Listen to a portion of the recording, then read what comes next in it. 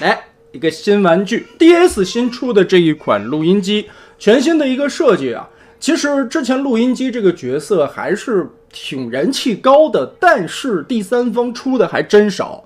如果说就 MP 身高比例的这个来说的话，就是之前的 K 级梦幻魔丸出过一款，那也是很古早以前了，中间就有一大段的真空期，一直没有第三方涉足这个 MP 比例的。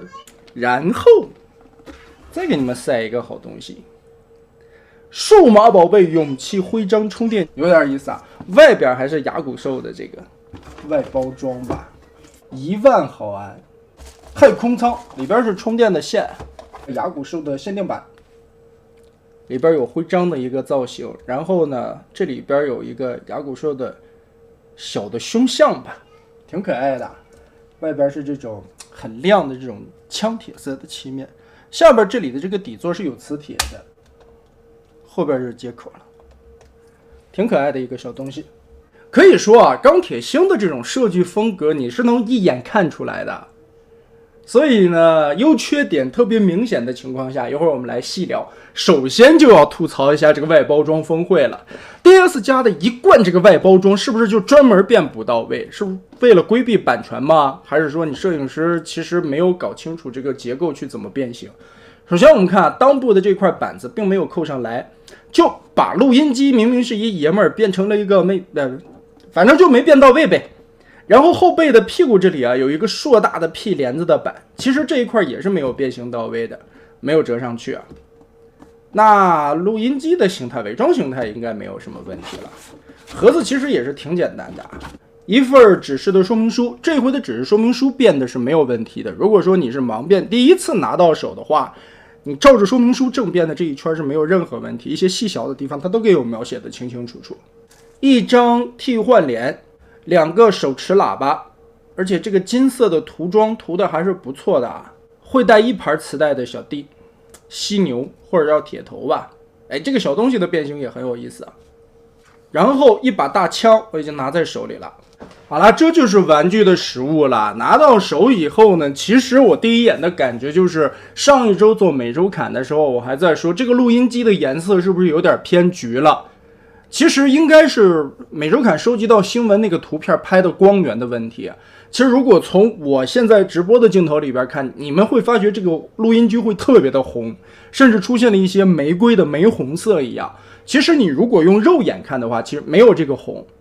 所以每一个镜头的感光是有问题的，这个一切还得看实物。用肉眼看形容一下的话，就是介于我们之前看的那个官图的宣传照的那个稍微发橘一点的配色，和你现在所看到的玫红色中间的一个色阶，没有那么红，也没有那么橘，应该是会像录音机应该有的一个配色方案吧。反正我目前看起来，用肉眼看的话，这个效果还是可以的。这个武器，你腿上挂的这2排导弹，其实可以不用卸下来，一体的变形，但是呢，你也会发现这个扣子会有一些松，就是这个插桩啊不是很紧。这3个摆在这里看一下身高的比例啊，就是说看起来录音机的这个胸口会比 RP 的声波高那么1到2毫米，但是头顶呢，因为录音机的头会更小一点，所以到头顶的这个身高的高度几乎是差不多的。和 MP44 比起来呢，44可能比这款 DS 的录音机高了一个脑门吧，它的头顶线基本上到了擎天柱帽檐的位置。如果看从擎天柱头顶的这条线往过拉的话，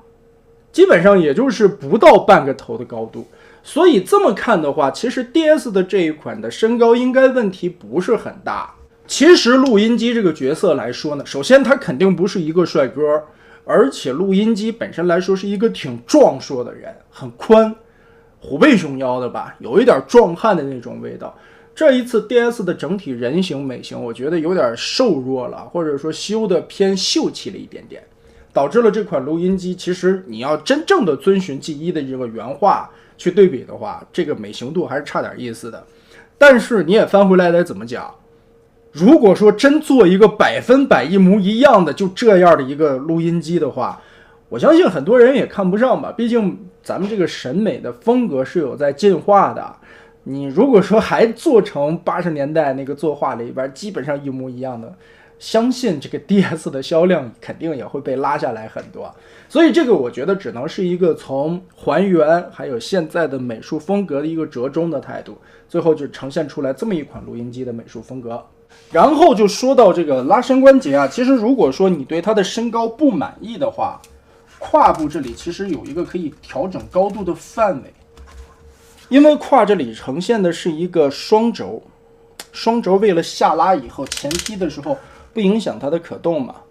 所以如果你对高度不满意，或者说做一些细微的调整的话，可以把胯上下的伸缩，一些元素基本上还是有还原到了，包括身上的这些刻线，还有这个方块一些细节啊，胯部这里这个方块，还有胸口这里的刻线纹，当然这个地方是不可能贴汽车人标志的。腿部这里，喇叭这里的2个红色的小点点，还有侧面这里的这3片。背后来看，其实也是干干净净的，基本上和原画的这个录音机的造型是差不多的，唯一的区别，膝盖后方这里并没有像原画的录音机那个样子出现一个小的散热片啊，但是这个地方是为了保证它的可动范围，所以它做了双关节的齿轮。再有就是实体化的玩具背后的螺丝孔会显得有点多，而且这些螺丝孔并没有读孔的地方，这个可能也是 DS 家一直忽略的一些小小的一个纰漏啊。如果说再用心一点点，把这些螺丝孔都堵起来的话，那这个录音机的美型就更好看了。头雕刻画的还不算太丑吧，挺漂亮挺帅气的一个角色啊。有没有觉得这个角度有点像黄晓明？首先头部这里是一个球关，360度可以旋转，而且脖子后边这里啊还有一段往上抬的关节可以拖出来。胳膊这里平举，这是一段关节可以举到这么高，然后他还做了一段关节可以举到这么高，他就不光能赞美太阳了，他还能做艾尔登法环。这里是一个齿轮关节，很清脆的声音，360度旋转，很舒服啊，不错不错，我喜欢听这种齿轮的声音，很爽。二头肌的部分360度旋转啊，这个特别的紧。当然其实也能看到这样的油渍啊，其实就是关节里边的润滑油，但是依旧很紧。胳膊肘双段的关节可以曲肘达到很大的一个幅度，360度可以旋转，是一个轴，全指可动，铆钉，大拇指也是啊，根部这里。然后呢，还有一个小的挽点，我们把这个盖子抠开，拳头握住，团好了再锁。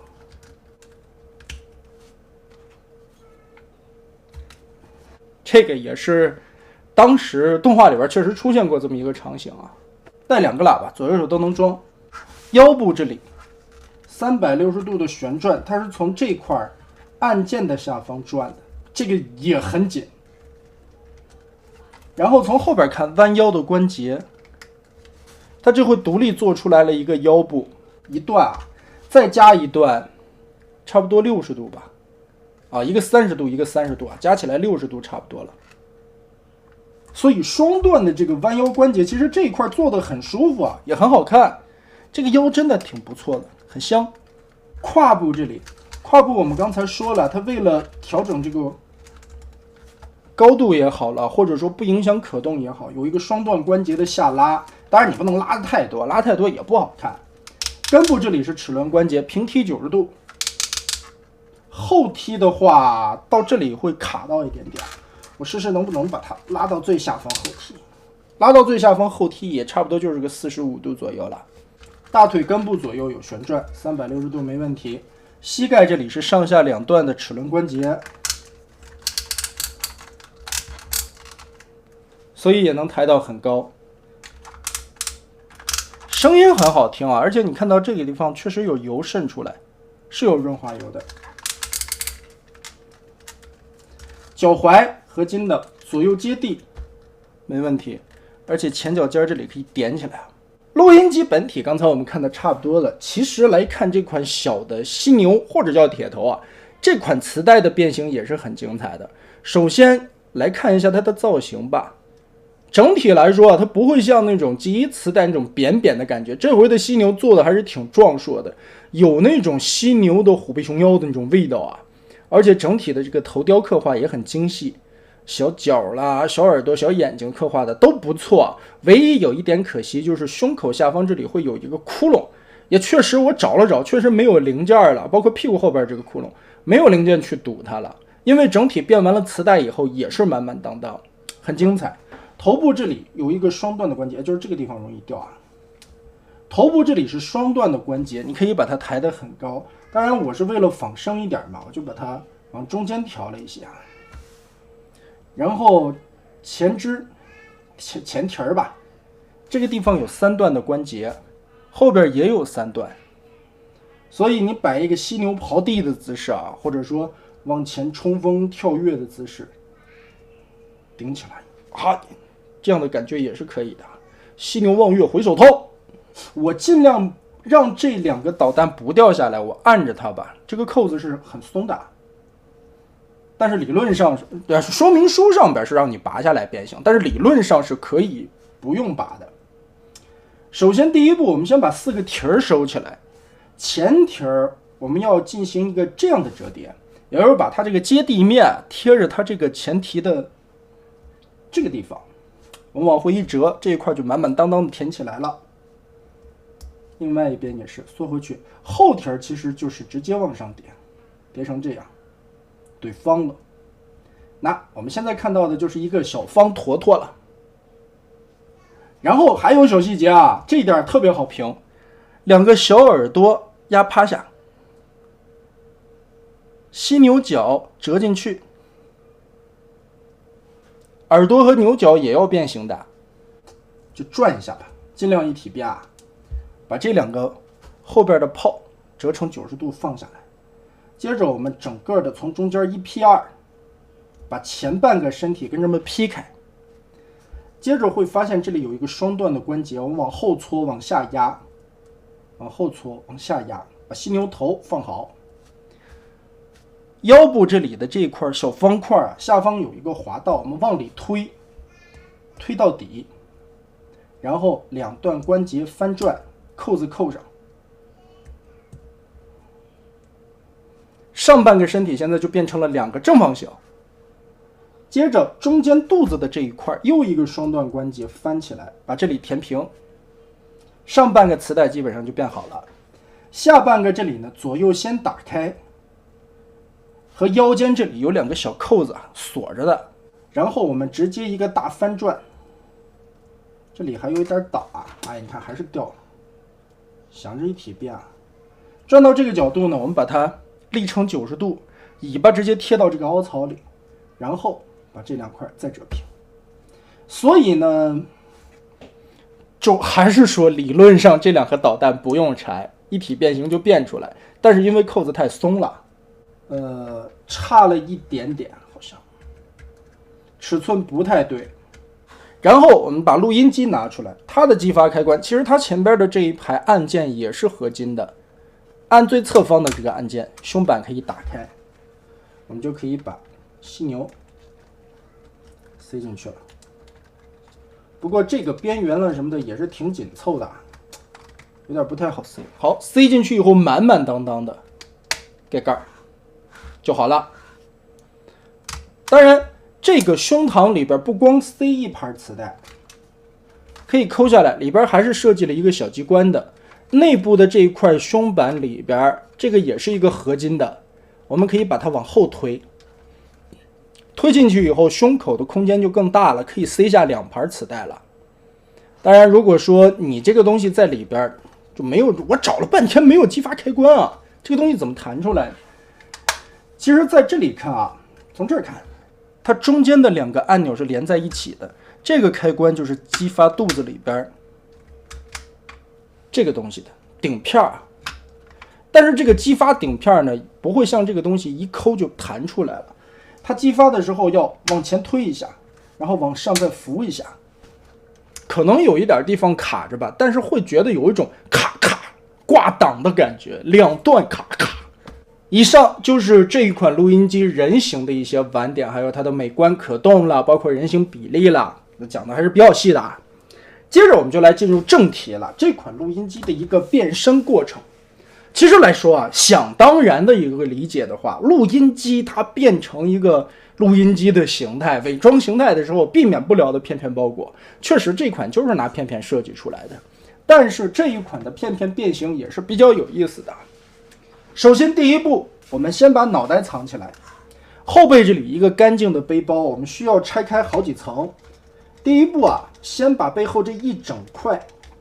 这个卡扣都很紧，从这里折起一个90度来，这个地方还有一些可画。然后我们再把这个盖往下拉90度，现在还没有腾开，接着再把这个背包往上挑90度。现在可以看到这个背包已经变成了一个 Z 字形，然后从里边把背板这块掏出来。背板这块很重啊，这块是合金件，但是呢，我们现在已经看到头有了藏的空间，直接翻转进来就可以了。盖上，再把这块盖上。盖到现在为止呢，把这块板子旋转180度，前方有一个卡槽，扣上。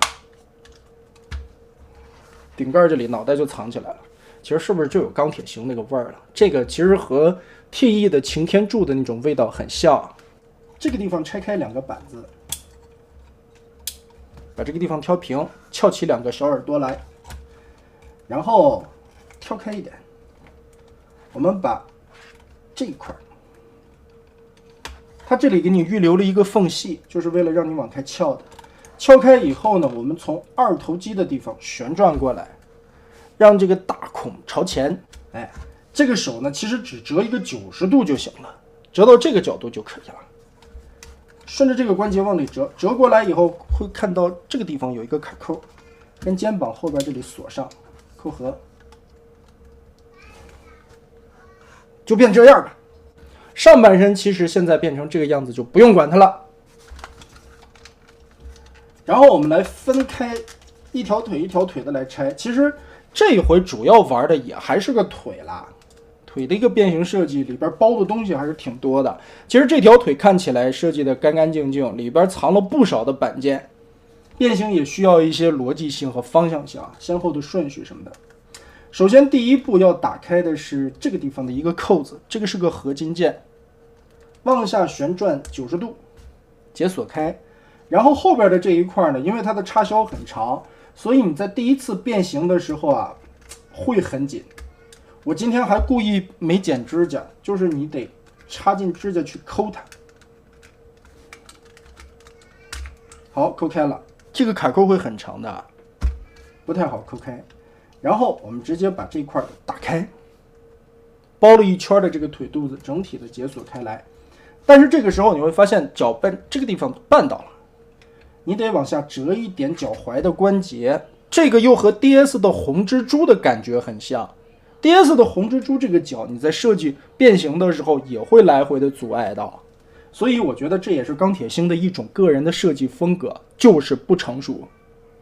我说白了，这一点我真的很想说它很久了。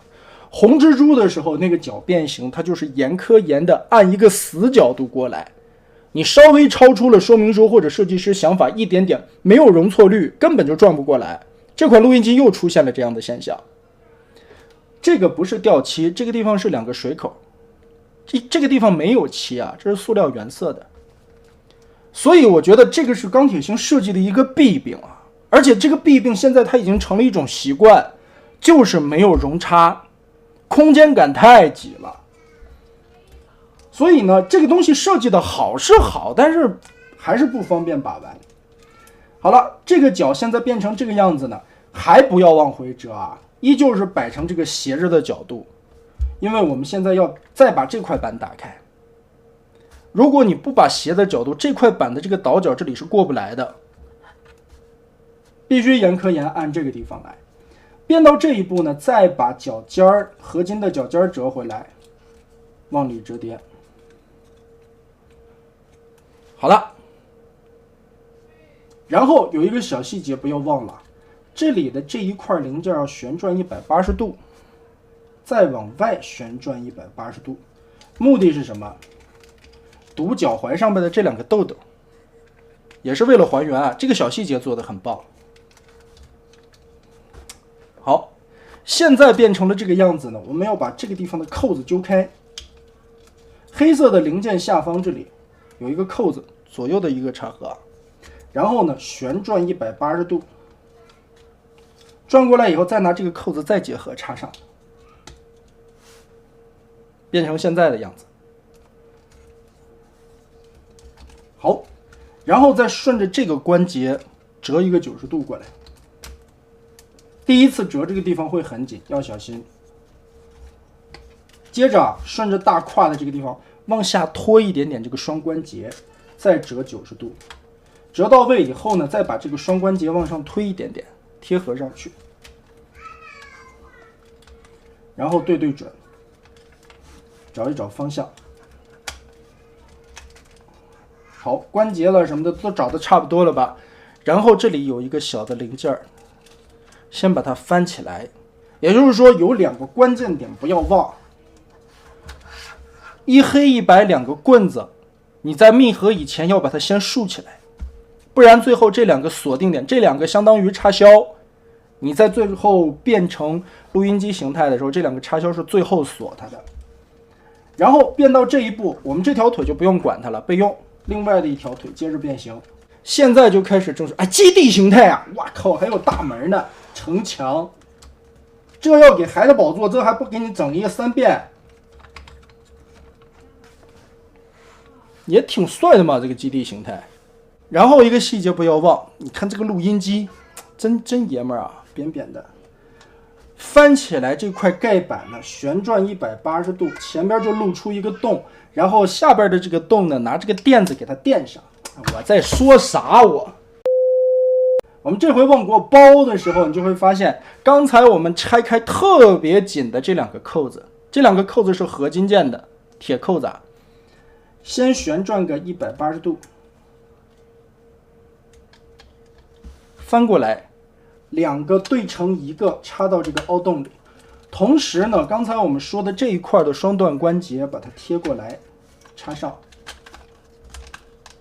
这一块先咬合，然后侧方这里还有一个长的棍子插销，把它插上。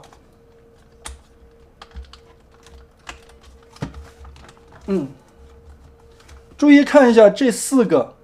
插销有没有都立起来，两黑两白啊，都立好。好，前方先密合到这种情况，我们翻到后背来，后背这里还要拆开两个比较长的扣子啊，在这块板子下方，这块也很紧。好，抠开一个缝隙，看到这个扣子没有？拉开它以后往下旋转，翻到这儿来。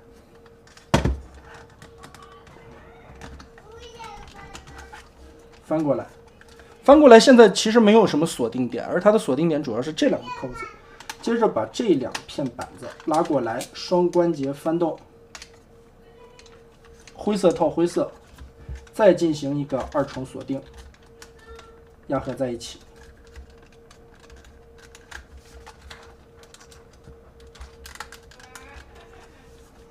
好了，现在前边和后边的板件就都锁住了。这个时候把这两个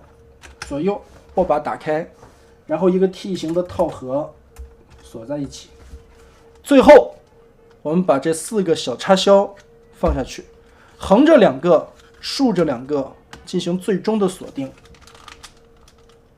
这两个扣子必须得用合金，因为这两个是吃力的扣子，就是说左右的这2条腿啊，所有的零件咬合全靠这2个扣子在施力。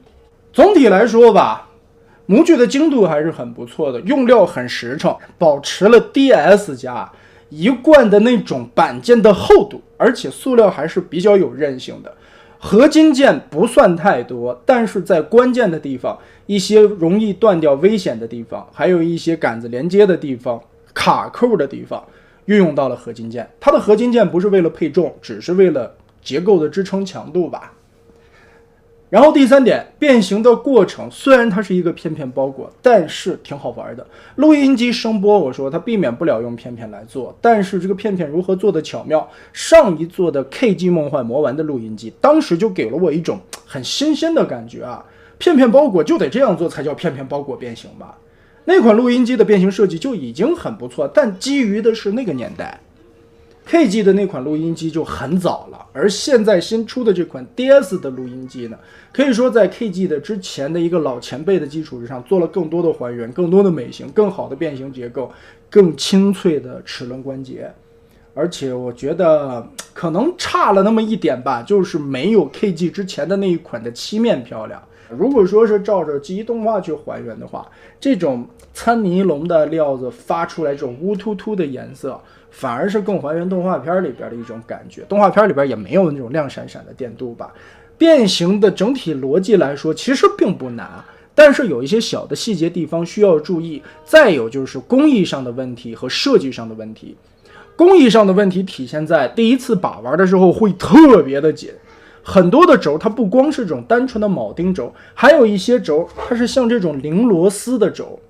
这种拧螺丝的轴，如果你拧对了方向的话，会越拧越松；拧错了方向会越拧越紧，紧到了最后，这个板件就被这个螺丝压紧了以后挤爆了。其实我很讨厌这种用螺丝作为转轴的一个支撑根部的一种这种设计，这种做工的工艺我不是很喜欢。然后就是出现在很紧的关节、很紧的这些齿轮，虽然有上了润滑油，但是起到的效果并不好。所以你第一次变形的时候不要愣别，看说明书也别愣别。如果说变不过去，稍微左右活动活动，活动松了你再去变形它，然后再看一看你的螺丝轴是不是朝着紧的方向越拧越紧了。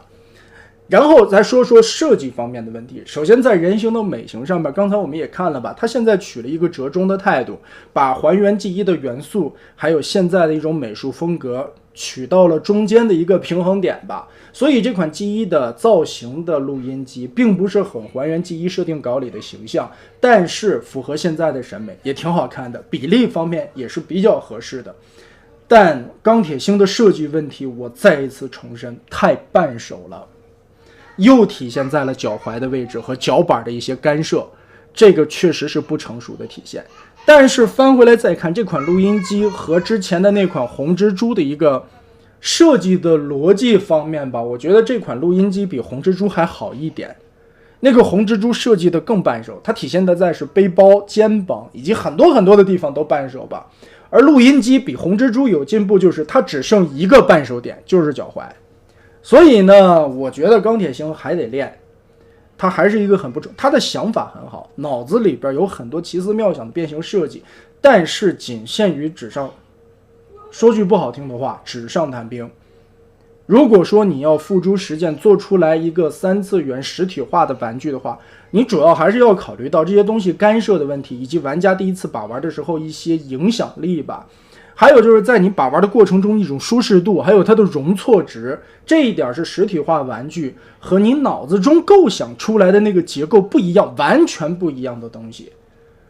所以还是那句话，钢铁星的脑子里边的东西很棒，